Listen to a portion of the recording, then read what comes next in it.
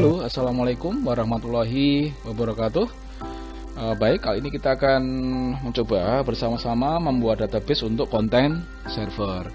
Jadi, seperti kita ketahui, database saat ini jadi salah satu komponen yang cukup penting di bidang teknologi informasi. Bahkan tidak hanya di bidang teknologi informasi, di semua bidang saat ini database menjadi sangat penting, artinya harus ada, baik itu di bidang ekonomi, sosial, budaya, pasti membutuhkan suatu database. Karena dengan database yang baik, pembuatannya, kemudian penyimpanannya, pengelolaannya, kalau dilakukan dengan baik, nanti akan menghasilkan sebuah informasi yang tentu sangat efektif. Baik, sebelum kita mencoba membuat database untuk konten server, coba kita ingat kembali definisi dari database itu sendiri. Jadi kalau kita berbicara database, kita tentu berbicara terkait data. Jadi data adalah representasi fakta yang ada di dunia nyata. Atau dengan kata lain, data adalah informasi fakta yang bisa berupa kumpulan huruf atau angka. Kemudian database adalah atau merupakan sekumpulan data yang bisa berupa file, bisa berupa tabel atau arsip yang saling berhubungan atau berelasi, kemudian disimpan secara bersama-sama dalam media penyimpan elektronis. Jadi di sini bisa kita simpulkan untuk membuat database tentu membutuhkan perangkat keras berupa komputer atau perangkat elektronis, baik itu nanti digunakan untuk membuat database itu sendiri, kemudian menyimpan, mengolahnya, bahkan mengaksesnya juga perlu media elektronis. Jadi bisa berupa komputer atau handphone atau perangkat yang lain yang memang memiliki aplikasi untuk mengakses database. Ya, jadi database kalau kita lihat strukturnya terdiri dari beberapa tabel. Tabel terdiri dari beberapa baris dan kolom. Kita ambil contoh misalkan di suatu sekolah tentu memiliki database yang namanya database sekolah, di mana database sekolah itu menyimpan data-data terkait dengan data siswa, data guru, data karyawan sekolah, serta data-data lain yang terkait dengan informasi sekolah. Jadi kita ambil contoh misalkan data siswa. Kalau kita lihat strukturnya tentu dalam bentuk tabel siswa itu terdiri dari baris dan kolom. Di dalam konsep database, kolom-kolom yang ada dalam tabel itu disebut dengan atribut atau field. Jadi seperti kolom ID siswa, nomor induk siswa, nama, alamat, email, dan nomor handphone, mungkin juga data-data lain itu disebut dengan atribut atau field. Sedangkan isi dari tabel yang berupa baris-baris itu sering disilakan dengan record. Jadi dalam konsep database tidak hanya field dan record, tapi juga ada istilah lain yaitu primary key. Apa itu primary key? Primary key adalah kunci utama yang nanti akan berfungsi sebagai penghubung atau yang berelasi ke tabel-tabel lain selain tabel siswa. Tentu di dalam database siswa tidak hanya ada tabel siswa, ada tabel guru, tabel data karyawan. Nah, itu tentu untuk berelasi menggunakan kunci utama tadi yang disebut dengan primary key. Jadi sekali lagi, primary key itu berasal dari kolom ditentukan berdasarkan syarat. Syaratnya adalah tidak boleh isinya itu sama atau harus berbeda, harus unik ya. Jadi dalam kasus ini misalkan kalau kita harus menentukan primary key, maka kita bisa memilih ID siswa. Ini kenapa? Karena tentu ID siswa yang satu dan yang lain tidak mungkin sama isinya. Demikian juga dengan NIS ya, nomor induk siswa tentu tidak mungkin sama, sehingga ini juga bisa kandidat sebagai primary key. Untuk nama siswa tentu tidak bisa jadikan sebagai primary key karena kemungkinan sama ada. Demikian juga dengan alamat, kemungkinan sama juga bisa, artinya data gambar kemungkinan bisa, jadi sehingga kandidat primary key itu tidak mungkin kita ambil dari alamat. Untuk email dan nomor handphone tentu juga berbeda. Nah, ini juga bisa kita jadikan sebagai primary key. Itu di sini kebetulan banyak sekali kandidat yang bisa kita pilih sebagai atau kita jadikan sebagai primary key. Ada ID siswa, ada NIS, email, yang mana memang kolom-kolom ini pasti isinya berbeda. Tidak kemungkinan sama, tidak ada. Bahkan tidak boleh sama.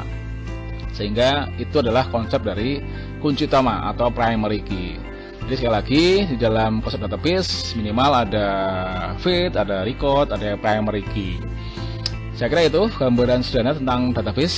Sekarang kita mulai membuat database content servernya. Jadi di dalam kita membuat database content server tentu ada beberapa persiapan yang perlu kita siapkan. Di samping perangkat elektronis yaitu komputer, juga kita melakukan suatu aplikasi, lebih tepatnya software untuk mengelola database atau software untuk mengelola membuat database yang sering disebut dengan DBMS atau Database Management System.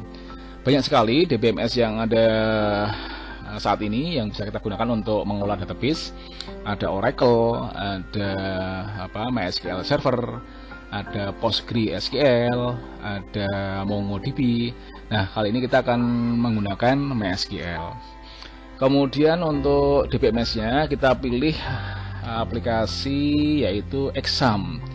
Kebetulan sudah saya install ini Exam di komputer saya. Ini adalah simbol atau ikonnya Exam.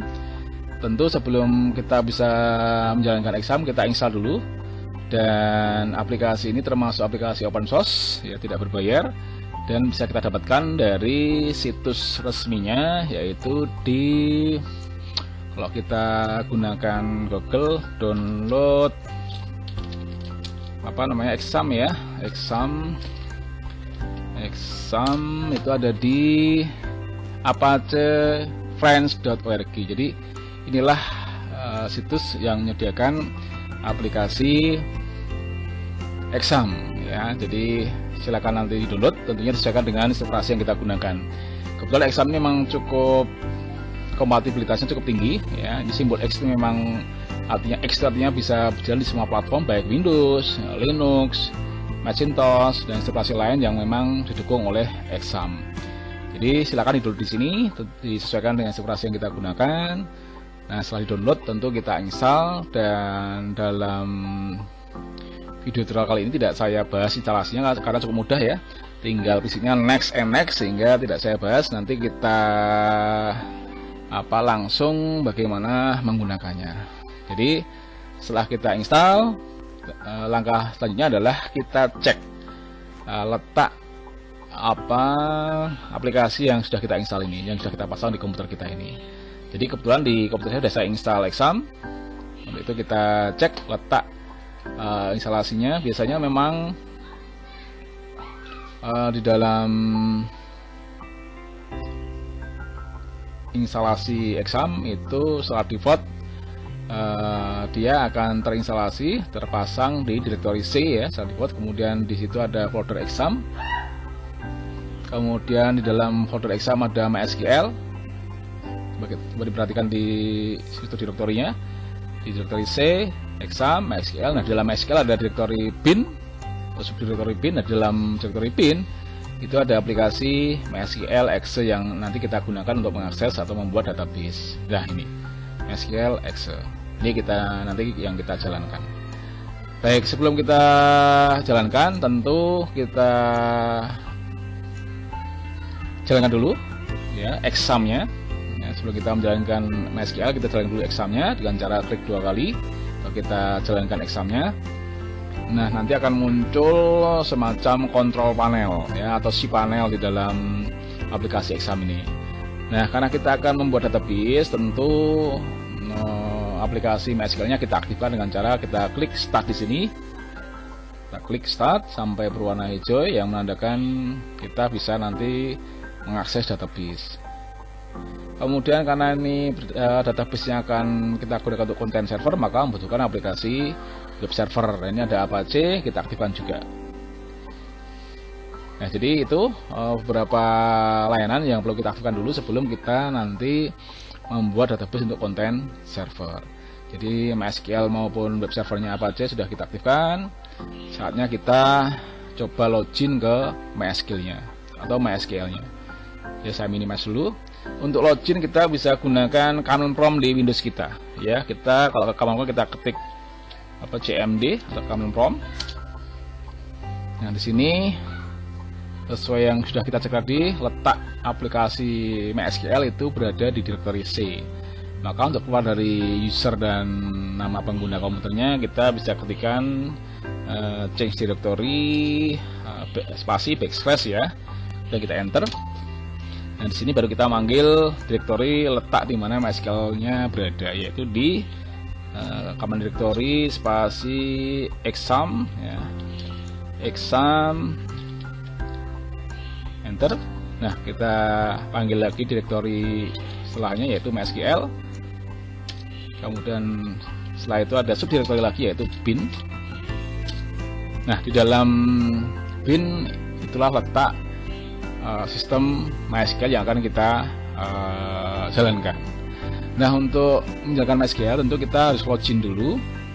Nah, untuk mulai login perintahnya adalah kita ketikkan langsung MySQL spasi menu yang menandakan username ya, kita melakukan username untuk login. Username-nya adalah spasi root. Jadi secara default kita untuk masuk ke MySQL gunakan root username-nya. Kemudian spasi kita juga melakukan password dengan cara ketikkan main p atau password. Nah, karena passwordnya di sini masih kosong ya, kita tidak perlu ketikkan apapun, cukup kita enter. Ya, jadi karena passwordnya kosong kita backup saja, kita enter. Ya, jadi memang secara default akun di MySQL pertama kali kita login, karena setelah instalasi dilakukan adalah cukup memasukkan username-nya root dan passwordnya adalah kosong atau belum ada. Nanti kita akan bahas di video tutorial yang lain bagaimana cara mengganti passwordnya supaya aman. Nah, kali ini kita fokus bagaimana membuat database ya. Jadi kita mulai di sini karena sudah berhasil masuk ke sistem MySQL, kita coba yang pertama melihat database yang ada di sistem MySQL yang sudah kita install. Untuk melihat database yang ada, kita gunakan perintah show databases ya, databases seperti ini. Kemudian langsung ketikkan titik koma. Jadi setiap perintah MySQL itu aturannya adalah ditambahkan semikolon atau titik koma, baru kita enter. Nah, seperti itu. Nampak database yang sudah ada kurang lebih 5 database, yaitu information schema, MySQL, performance schema, phpMyAdmin, dan sample. Itu perintah untuk menampilkan database yang ada. Nah, sekarang kita akan coba bagaimana kalau membuat database baru. Bagaimana perintahnya dalam MySQL? Sama, kita gunakan perintah create ya, create. Nama databasenya apa? Misalkan tadi database sekolah, maka kita beri nama create database. Nama databasenya adalah database sekolah. Sekali lagi, untuk perintah MySQL-nya adalah create spasi create database spasi nama databasenya misalkan sekolah. Kemudian kita akhiri dengan titik koma atau semikolon, enter ya. Kalau nanti berhasil, biasanya ada notifikasi query oke, atau permintaan pembuatan database itu oke ya, berhasil dengan baik. Nah, coba kita cek menggunakan perintah show database, atau bisa gunakan perintah row di keyboard ya, row up. Itu untuk melihat histori perintah yang sudah kita ketikkan, itu seperti itu, tinggal kita enter. Nah, kita perhatikan di situ ada database baru namanya sekolah. Sekali lagi, perintah untuk membuat database adalah kita ketikkan create database spasi nama database, yaitu create database sekolah. Itu kemudian setelah itu kita akan mengaktifkan. Jadi setelah kita membuat database, langkah berikutnya kita harus mengaktifkan dulu databasenya. Karena ingat, nanti dalam konsep database, di dalam database itu ada tabel-tabel. Maka sebelum kita membuat tabelnya, kita perlu mengaktifkan database yang sudah kita buat. Dengan cara ketikkan perintah use spasi, nama database-nya itu sekolah. Baru kita akhiri seperti biasa, titik, koma atau semikolon. Nah, itu cara mengaktifkan database yang sudah kita buat tadi. Setelah aktif, baru kita nanti bisa membuat tabel-tabelnya. Ya, untuk membuat tabel tentu kita sudah rencanakan dulu kolom-kolom apa aja yang akan kita buat. Seperti tadi contohnya untuk data siswa atau tabel siswa, kita akan buat kolom-kolom yaitu ID siswa, nomor induk siswa, nama siswa, kemudian ada alamat, email, dan nomor handphone. Oke, kita langsung mulai buat perintah pembuatan database menggunakan MySQL. Yang pertama, untuk membuat tabel kita ketikkan perintah create table, ya. Jadi create spasi table, spasi nama tabelnya yaitu siswa. Kemudian mungkin boleh dikasih spasi atau tidak, sama saja. Saya kali ini saya tambahkan spasi, kurung buka. Nah, kemudian di sini kita ketikkan kolom yang pertama yaitu ID siswa. Ingat, di dalam penulisan nama kolom seperti halnya kita membuat variabel, tidak boleh mengandung spasi, tidak boleh diawali dengan angka, tidak boleh menggunakan tanda petik atau tanda baca khusus, ya. Jadi untuk spasi diwakili underscore seperti ini. Kemudian tentukan tipe datanya. Ingat, kalau kita membuat variabel atau nama kolom tentu ada tipe datanya, jenis data. Ini siswa biasanya berupa angka, maka kita gunakan integer atau sebagai penampung data bilangan bulat positif, ya, integer atau int. Kemudian kali ini nggak akan saya batasi menggunakan kurung buka, misalkan 2 seperti ini, ya, maksimal, atau 3 seperti ini. Tapi karena saya ingin fleksibel, saya hilangkan khusus untuk ID saya hilangkan batasannya. Saya gunakan fungsi auto increment. Nah, ini perlu digunakan jika kita ingin mengotomatisasi penambahan digit sejumlah 1. Jadi nanti otomatis akan membentuk bilangan 1, 2, 3 dan seterusnya untuk ID siswa. Jadi gunakan auto increment supaya kita tidak susah memikirkan bagaimana membentuk penambahan angka 1. Jadi cukup gunakan fungsi auto increment supaya nanti otomatis nama kolom atau isian kolom di ID siswa itu akan terisi secara otomatis berupa 1, 2, 3 dan seterusnya, penambahan bilangan 1, ya, gitu. Kemudian ingat, di dalam konsep database kita harus menentukan primary key atau kunci utama. Maka seperti tadi kita sudah jelaskan di awal, kita harus menentukan ID siswa sebagai primary key dalam hal ini. Untuk itu kita langsung perintahkan primary key atau sebagai kunci utama. Itu. Kemudian untuk kolom berikutnya kita gunakan pemisah tanda koma untuk membuat kolom berikutnya. Kolom berikutnya adalah NIS, ya, NIS. Kemudian tipe datanya, kalau NIS bisa juga berupa angka bilangan, itu gunakan integer. Maaf ya, bukan integer, ya. Mungkin supaya fleksibel, karena NIS kadang-kadang juga ada perpaduan hurufnya, maka gunakan string atau teks. Teks, string itu karakter kan bisa berupa angka, bisa berupa huruf, fleksibel, maka gunakan string. Di dalam MySQL, tipe data yang berupa string atau teks itu bisa berupa char atau varchar. Char atau karakter atau varchar, ya, variabel karakter. Nah, biasanya NIS kan ukurannya tetap. Seperti halnya di suatu sekolah itu panjang digit nomor induk siswa misalkan 6 digit, maka itu sama untuk semua siswa, artinya tetap, maka kita gunakan char, ya, untuk menentukan panjang datanya NIS. Jadi sekali lagi, kalau itu tetap fix, ya, panjangnya tidak ada variasi, tidak ada dinamisasi di panjang datanya, maka gunakan char, ya. Ini kita gunakan char, panjangnya misalkan 6 digit, ya, seperti itu. Kemudian koma, kolom ketiga yaitu nama siswa.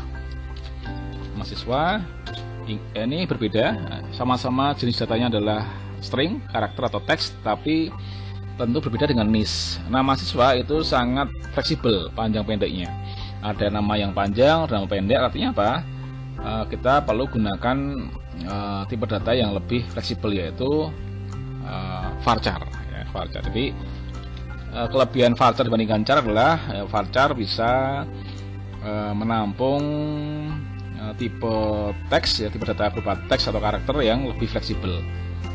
Seperti halnya nama siswa kan bervariasi, ada yang panjang dan pendek, maka gunakan varchar.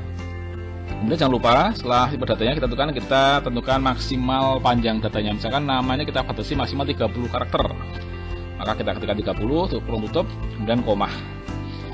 Nah, dalam pembuatan tabel di MySQL ini, kalau terlalu panjang ke samping kita bisa langsung enter ya, di bagian setelah tanda lebih besar ini kita bisa ketikkan perintah selanjutnya, yaitu kolom ketiga. Kolom ketiga tadi kita tentukan sebagai alamat ya, alamat. Sama alamat juga berupa string tentunya. Maka karena alamat juga fleksibel panjang pendeknya ya, beda dengan nis, maka gunakan juga varchar ya, varchar tipe datanya. Kemudian karena bisa lebih panjang kita gunakan 50 atau maksimalnya 50 karakter ya, ini bebas tergantung kebutuhan. Kemudian koma. Kolom berikutnya adalah email. Email ini juga varchar karena fleksibel juga ya, panjang pendeknya data. Saya batasi misalkan 20. Kemudian kolom terakhir adalah nomor HP. Jadi ini kita buat nomor HP, kolom terakhir spasi, tipe datanya apa? Sama, varchar, varchar. Jadi ini tipe datanya dulu, varchar. Ya, kemudian setelah tipe datanya panjang datanya.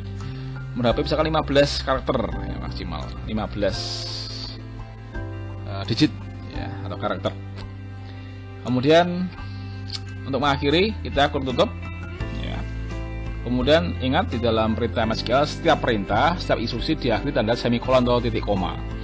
Kemudian kita enter, kita coba enter. Ya, di sini kita sudah membuat tabel siswa dan berhasil.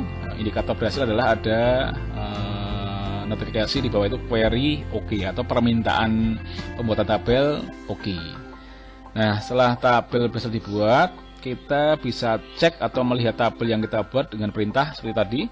Kalau menampilkan database kita gunakan show database. Kalau melihat tabel kita gunakan show tables ya, show tables ya, karena jamak ya, banyak tabel yang akan kita lihat, titik koma jangan lupa. Nah, itu kita sudah cek di dalam database siswa ada tabel siswa. Nah, sekarang coba kita buat satu lagi tabel, misalkan tabel guru gitu ya. Maka sama, kita gunakan perintah create table, kemudian nama tabelnya misalkan guru spasi, kita rencanakan atau kita susun beberapa kolom ya untuk membuat tabel guru. Misalkan yang pertama ID guru sama seperti tadi. Ini nanti di dalam tabel guru ini juga sebagai primary key, sama karena berupa bilangan bulat positif kita gunakan integer int. Supaya fleksibel kita tidak batasi, tapi kita gunakan otomatisasi penambahan satu digit ke bawah semakin besar ya, 1, 2, 3 dan seterusnya. Gunakan auto increment, auto underscore increment. Kemudian sebagai primary key-nya atau kunci utamanya langsung kita ketikkan primary key sini tanpa underscore ya. Kemudian untuk kolom berikutnya kita pemisahnya tanda koma. Kolom berikutnya misalkan tentunya nama guru sama, karena nama guru berupa string atau teks gunakan, karena fleksibel ya maaf, ini gunakan varchar, tipe datanya varchar. Kemudian panjangnya misalkan juga 30. Kemudian misalkan setelah nama guru kita buat misalkan nomor handphone gitu aja, misalkan ini contoh aja nomor handphone. Kita tentukan tipe datanya misalkan juga varchar, panjang datanya misalkan 15.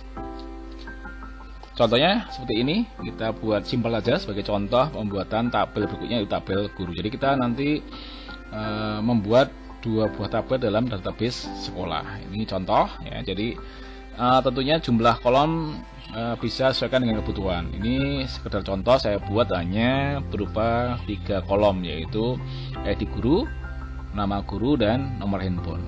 Ingat diakhirinya dengan kurung tutup, kemudian titik, koma, kemudian di enter ya. Untuk mengecek show tables, ini show tables, titik, koma. Nah, kita sudah punya tabel di database sekolah. Tables in sekolah ada tabel guru dan tabel siswa. Nah, supaya lebih detail tabel yang kita buat bisa kita cek, kita bisa gunakan description tables, atau kita bisa gunakan perintah dash seperti ini, dash description ya. Nama tabelnya misalkan siswa, titik, koma. Nah, di situ terlihat struktur dari tabel siswa ya. Di situ kita perhatikan ada ID siswa, itu ada fungsi auto incrementnya, artinya nanti bisa input secara otomatis angka 1, 2, 3 dan seterusnya. Kemudian juga sebagai primary key, di situ ada kode key-nya, itu primer, kunci utama, dan masing-masing udah ada keterangan. Kalau kita gunakan auto increment tanpa batasan, otomatis diberi batasan oleh sistem 11, jadi lebih banyak. Kemudian niche-nya itu ada, atau menggunakan tipe data karakter ya. Karena kenapa kita nggak pilih varchar ya, karena biasanya niche dan ukurannya tetap. Misalkan di satu sekolah ada 6 digit, semua siswa seragam ya, semua 6 digit, semua panjang datanya, maka gunakan char. Tapi jika tipe string atau tipe teksnya itu fleksibel, dinamis, seperti nama, alamat, nomor handphone, email, maka gunakan variabel karakter atau varchar. Itu cara melihat struktur dari tabel yang kita buat. Demikian juga dengan tabel guru, bisa kita lihat gunakan description, DSC ya, guru, titik, koma. Nah, ini adalah struktur dari tabel guru. Nah, sekarang pertanyaannya bagaimana cara menginput isinya. Setelah database kita buat, tabel siswa kita buat, bagaimana cara menginput atau mengisi database yang berupa tabel-tabel tadi. Ya, setelah kita membuat tabel atau data siswa dan guru, sekarang bagaimana kalau kita ingin mengisi data yang sudah kita buat tadi, atau tabel yang sudah kita buat tadi, baik tabel atau data siswa dan data guru. Nah, untuk mengisi tabel siswa di dalam SQL kita gunakan perintah insert ya, insert into ya, mengisi kemana, ke tabel siswa, yaitu nama tabelnya siswa seperti itu. Kemudian isinya atau values-nya apa ya, jadi formatnya adalah insert spasi into spasi nama tabelnya siswa spasi values, isinya apa, kurung buka ya, spasi kurung buka. Nah, kita isi berdasarkan urutan kolom-kolomnya, tidak boleh terbalik. Tadi seperti kita ketahui, tabel atau data siswa itu urutan kolomnya adalah ID siswa, kemudian dilanjutkan nomor induk siswa, nama siswa, kemudian alamat, email, dan nomor handphone. Oke, kita langsung. Karena di ID siswa itu menggunakan auto increment yang nanti yang ngisi otomatis oleh sistem, maka kita tinggal menyediakan lokasinya, memorinya atau tempatnya. Gunakan tanda petik tunggal seperti ini, tambahkan petik tunggal sekali lagi seperti ini, kemudian koma untuk pemisah kolom berikutnya. Itu kalau kita menggunakan auto increment yang nanti otomatis akan diisi oleh sistem berupa angka 1, 2, 3, atau penambahan secara otomatis berupa bilangan 1, penambahan senilai 1 semakin besar ya, jadi auto increment. Nah, sekarang kalau yang nomor induk siswa, ini tadi karakternya panjang datanya 6 ya. Nah, karena ini berupa string, karakter atau teks, ya tentu diapit tanda petik ya, misalkan 1, 2, 3, 4, 5, 6 nomor ID-nya atau nomor NIS-nya, nomor NIS-nya 1, 2, 3, 4, 5, 6 digit ya. Jangan lupa tanda petik diapit.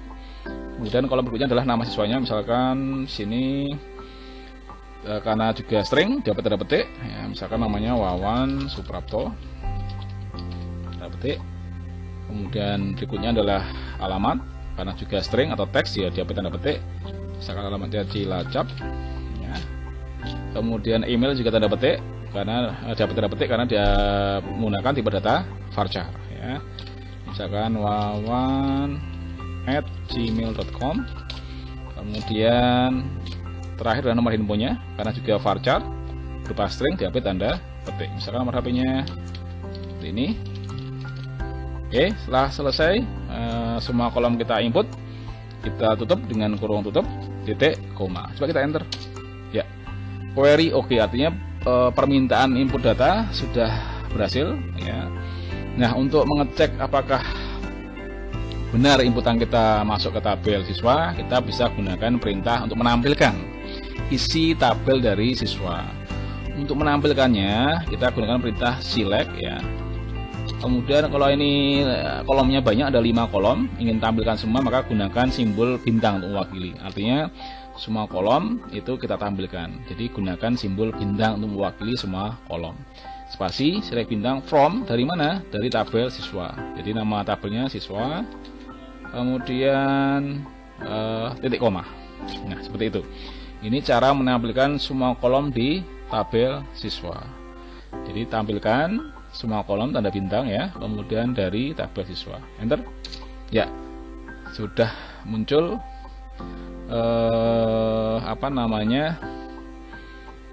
data yang sudah kita input. Nah, di situ kita lihat tadi ID siswa langsung terisi 4. Itu artinya apa? Memang tadi saya simulasi menginputkan data sudah 3 kali, sehingga ini yang keempat ya. Jadi secara otomatis dia akan menginput data sesuai dengan tadi permintaan auto increment tadi ya. Kecuali kalau tabelnya kita hapus dari awal, maka baru kembali ke angka 1. Tapi kan tadi yang saya hapus isinya, tabelnya nggak saya hapus, maka dia akan melanjutkan yaitu yang keempat ya. Jadi kalau ingin dari 0, maka tabelnya dihapus dulu, kemudian mulai mengisi dari awal. Oke, lanjut aja, kita tambahkan misalkan dengan perintah yang sama. Jadi perintahnya adalah insert into nama tabel, values-nya apa. Di sini misalkan yang kedua untuk ID sama, biar terisi otomatis, nanti 5 biarkan saja. Nah, sekarang misalkan list yang kedua adalah ini 1 2 3 4 5 1 2 3 4 5 7 misalkan. Kemudian namanya di sini misalkan Andi Siswanto misalkan ya. Andi Siswanto. Alamatnya misalkan Semarang. Kemudian emailnya misalkan ini juga Andi gmail.com. Kemudian nomor HP-nya misalkan ini ya. Itu caranya. Jadi sekali lagi, kalau kita ingin mengisi data di tabel tertentu, gunakan perintah insert into nama tabel, values-nya, kemudian diisi sesuai dengan tipe data yang kita tentukan. Ingat, kalau tipe datanya berupa string atau karakter, diapit tanda petik tunggal. Enter. Ya, coba kita cek lagi menggunakan select bintang from siswa, sudah masuk. Itu ya, jadi sama. Coba kita tambah satu lagi data. Misalkan ini yang ketiga ya. Ini kita urutkan aja. Tadi sudah 7, ini 8 misalkan. Contoh saja, bisa kita simulasikan bebas ya untuk nama-namanya. Misalkan namanya Selawan Andi, misalkan ini Bagas. Namanya misalkan apa namanya, Lampung gitu ya. Misalkan ini Bagas. Nah, seperti itu. Nomor HP-nya misalkan ini, misalkan saja ya, seperti itu. Enter. Nah, coba kita cek lagi menggunakan perintah select bintang from siswa. Di select semua kolom dari tabel siswa, kita cek ya, sudah masuk. Nah, sampai detik ini kita sudah, tadi yang ke-6 lupa, belum diganti namanya ya. Jadi tadi nggak apa. Oke, anggap aja ini cara ngentri datanya. Kemudian sekarang kita menghapus. Ya, kita sudah punya 3 data. Sekarang bagaimana cara menghapus? Tadi kita belajar bagaimana cara membuat database, ya, create database, nama database, ya, kemudian kita membuat tabel yang tentunya database diaktifkan dulu menggunakan use nama database. Kemudian mulai membuat tabelnya yaitu create tabel, nama tabel. Setelah itu kita mengisi dengan cara insert into nama tabelnya, valuesnya apa. Nah, sekarang bagaimana kalau kita ingin menghapus isi dari tabel yang kita buat? Misalkan kita ingin menghapus atas nama Andi Siswanto yang double itu. Misalkan Andi Siswanto yang ID siswanya 5 akan kita hapus. Kita anggap salah, akan kita hapus. Maka perintahnya bagaimana? Perintahnya adalah delete, ya. Delete, menghapus from tentunya tabel siswa, ya, nama tabelnya siswa. Nah, ini kalau kita titik koma seperti ini, hati-hati, kita enter, hati-hati nanti kehapus semua. Baik nomor ID 4, 5, 6 akan kehapus semua. Isinya akan terhapus. Maka karena kita hanya ingin menghapus nama Andi Siswanto dengan ID 5, maka kita tambahkan suatu perintah kondisional atau syarat, yaitu where. Ya, where atau di mana, atau syarat atau kondisinya where apa? ID siswa, ya, yang kolomnya sama dengan 5 seperti itu, ya, titik koma. Loh, kenapa nggak dapat tanda petik? Karena tadi tipe datanya bukan string tapi integer, auto increment, ya, berupa bilangan. Nah, maka jangan dapat tanda petik. Jadi itu caranya, delete from, ada menghapus dari tabel siswa yang mana atau syaratnya ID siswa yang nomor 5. Coba kita enter, ya. Query OK, menandakan penghapusan data berhasil dengan baik. Sekarang kita cek lagi menggunakan tadi select bintang from siswa. Kita cek, ya. Jadi data ID 5 atas nama Andi Siswanto sudah terhapus, ya. Itu cara menghapus data di dalam tabel. Nah, sekarang bagaimana kalau pertanyaannya cara merubah, mengedit, mengupdate data? Misalkan tadi Andi Siswanto misalkan ternyata alamatnya bukan Semarang, akan kita ganti alamatnya misalkan Lampung. Bagaimana caranya untuk mengubah isi dari suatu tabel? Kita gunakan perintah update, ya, update. Jadi update nama tabelnya siswa, ini apa namanya, set, ya. Set apa yang akan dirubah, yang akan diedit, yaitu alamat. Yang tadinya Semarang kita ganti Lampung, maka set alamat sama dengan apa tadi, Lampung. Ingat, karena Lampung itu atau alamat itu tanda atau tipe datanya berupa string teks, maka dihapus tanda petik, ya, Lampung. Nah, Lampung, ya, seperti ini. Hati-hati kalau kita langsung titik koma, kalau kita enter, hati-hati, ini nanti efeknya akan merubah semua menjadi Lampung semua. Padahal yang akan kita rubah hanya di ID nomor 6, dimana Andi Siswanto nomor ID 6 itu bukan Semarang tetapi Lampung. Maka caranya jangan diakhiri dulu, tambahkan suatu kondisi atau syarat, ya, sama tadi menggunakan where, yang mana ID-nya, ya, ID siswanya, primary key-nya itu sama dengan 6, seperti itu, titik koma. Ini adalah cara merubah data sesuai dengan kondisi atau syarat.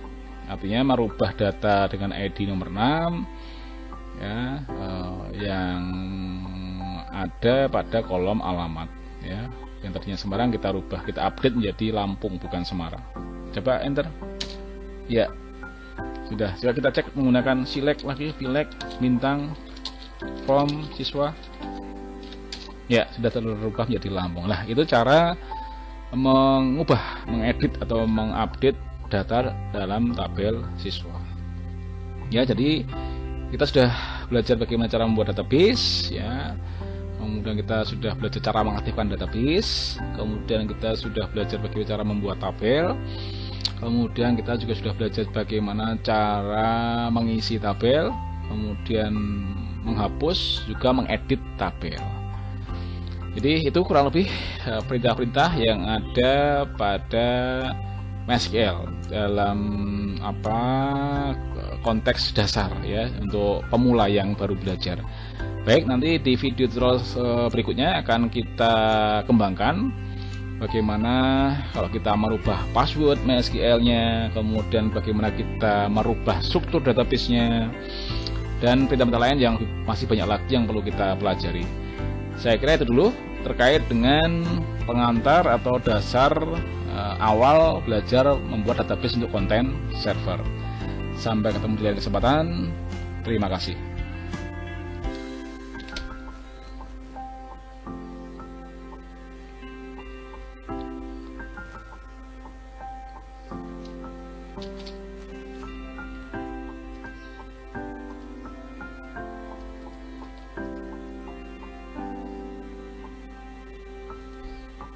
Ya Allah.